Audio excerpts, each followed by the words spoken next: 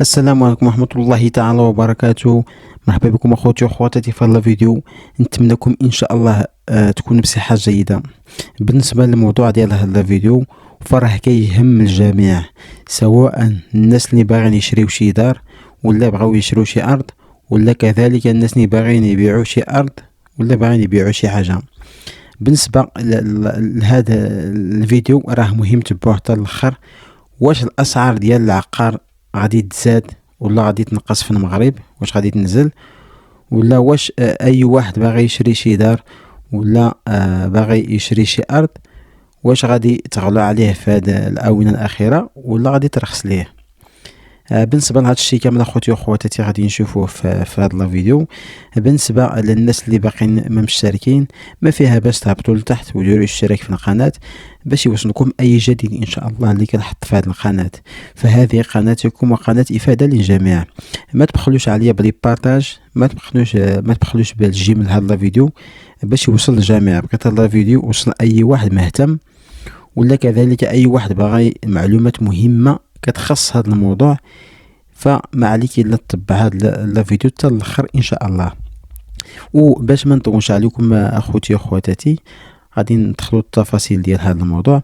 اولا بالنسبه للقدره الشرائيه ديال المغاربه، فراه حاليا فاش تزاد كل شيء في الاسواق من المواد ديال الاستهلاك وارتفاع الاسعار، ومهم بزاف ديال اي واحد باغي يشري دابا شي حاجه كيلقى راسو انه محتاج الفلوس بزاف. الناس حاليا بغات تكافى مع المواد الاساسيه، باغيين غير التعادل، باغيين يجيبوا غير المواد الاساسيه.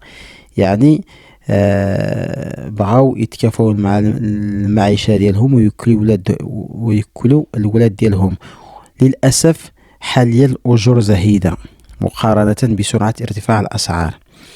بالنسبه هادو اللي كيخدموا، الا قارنتي داك الصالير اللي كيشدو كل شهر الا قارنتيه بارتفاع الاسعار فراه ما كيشدو والو. في هذا الوقت بالاساس كيفكروا غير يغطيو الاحتياجات الخاصه ديالهم وديال الولاد ديالهم. الناس ما ولات الناس ولاو ما كيفكروش في الادخار، ما كيفكروش زعما يجمعوا الفلوس، كيفكروا غير يتكافوا مع الحاجيات ديالهم. هذا الشيء اللي خلى بزاف ديال الناس خصوصا الطبقه المتوسطه ما بقاش قاده تشري مثلا شي دار ولا تاخذ شي كريدي باش تشري شي دار. وحتى البنوك ولاو مشددين في هذا القرض. الناس في منح القروض، البنوك حتى هما ولاو مشددين. وهذا الشيء اللي خلى اي واحد ما قادش يشري حتى شي دار.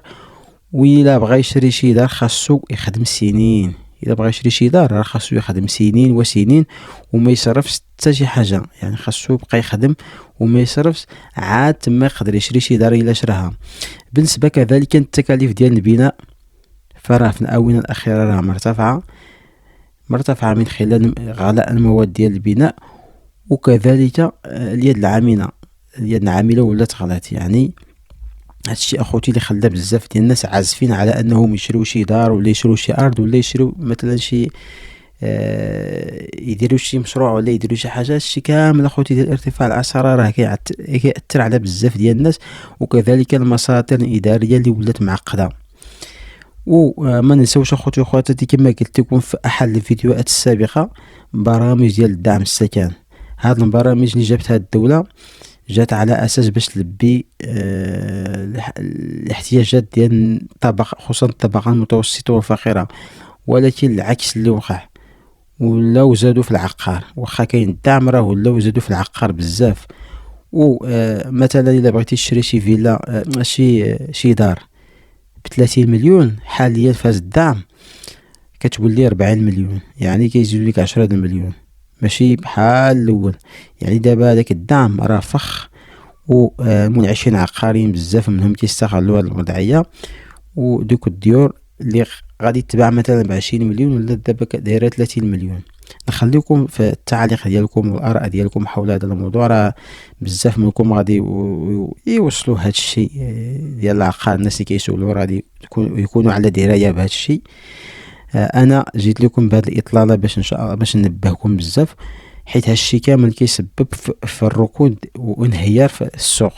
يعني العقار ما بقاش يتباع بزاف كيما كان، هادشي يقدر يخلق شي انهيار، حيت بزاف ديال الناس ما قادرينش يشريو، الناس غير كيضربوا باش يلبوا الاحتياجات الخاصه ديالهم.